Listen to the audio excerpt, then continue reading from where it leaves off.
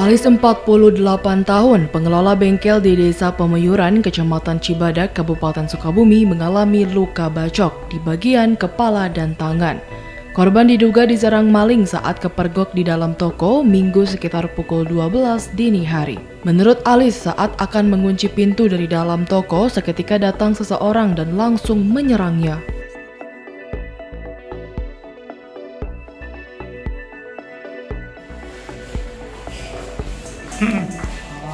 Malam, jam berapa Kak? Jam 12. Itu si pelakunya di dalam rumah atau di luar rumah Pak? Udah di dalam. Pak Haji sendiri pas kejadian mau ngapain tuh?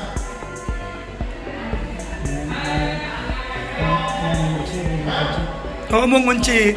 Tiba-tiba ada orang di dalam ya.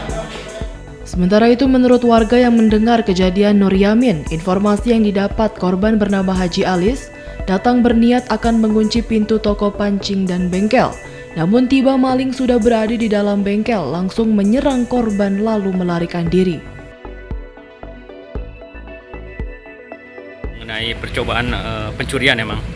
Ya, menurut berita orang setempat, sekitar jam 12 malam itu yang punya toko mau masuk, begitu masuk mau lewat pintu belakang ternyata ada maling dalamnya. Begitu dia mau masuk langsung dibacok 3 kali bacok tadi keterangan.